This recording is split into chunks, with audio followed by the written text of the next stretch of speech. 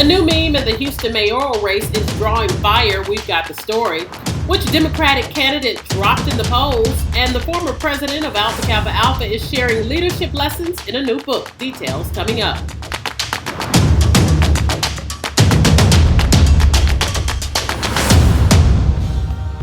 Hi, I'm ReShonda Tate Billingsley with your weekly Defender NewsWrap, where we bring you the biggest news stories from the Black community. In what some are likening to a page out of the Donald Trump playbook, a meme saying, "Don't let the city go to the dump like Turner's recycling," is circulating on social media. The meme, which many found racist, depicts pictures of Mayor Sylvester Turner and others from his administration on a garbage truck. While many were attributing the ad to mayoral candidate Tony Busby, he issued a statement saying, "That's not an ad from our campaign. It's a silly meme that someone posted and sent to me.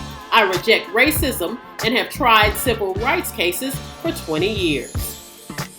The court-ordered mediation session between the City of Houston and the Professional Firefighters Association has ended in an impasse. We can't get details about the proposals on the table because the mediator requested confidentiality. But Association President Marty Langton said he blames the mayor for the failed mediation. The mediator insisted he declared the impasse between the two parties, not the mayor. Back in November, voters approved Prop B, requiring the city to pay firefighters the same as police officers. But earlier this summer, a state judge declared Prop B unconstitutional. The firefighters are not currently receiving those raises. So the saga continues. Representative Will Hurd, one of the few dissenting Republican voices against the president and the lone Black Republican in the House of Representatives, has announced that he will not seek re-election in 2020. He becomes the 6th GOP lawmaker and 3rd House Republican from Texas to announce his retirement. You know, some Texans are already working behind the scenes to flip that red seat blue. And now for this week's President Donald Trump's racist report. In the past week, Trump got into Twitter beefs with Elijah Cummings, who he blamed for crime and deplorable conditions in Baltimore, the city of Baltimore itself, which he tweeted he couldn't understand how any human could live there.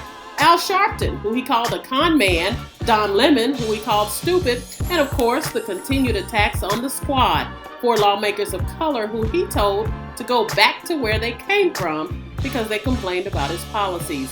Trump's racist comments are now so numerous that they can no longer be considered gas.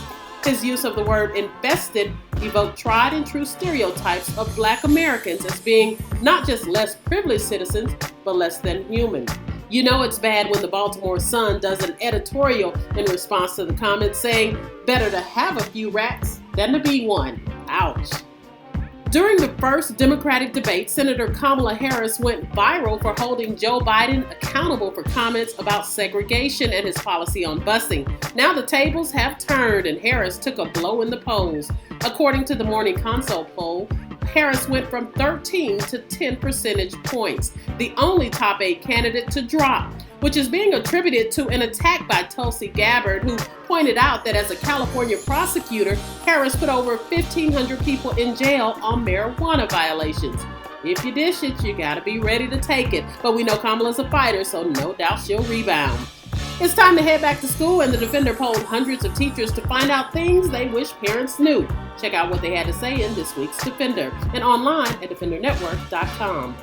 The former international president of Alpha Kappa Alpha Sorority Incorporated has penned a new book called Yes, You Can Lead. She recently visited Houston to share how we all can bring out the leader in us. Check out her book at www.dorothybuchananwilson.com. We're here to help you plan your weekend, so take note of these upcoming events. On Saturday, August 10th, the Blue Ridge United Methodist Church will hold a Blueprint to Better Health and School Year Health Fair.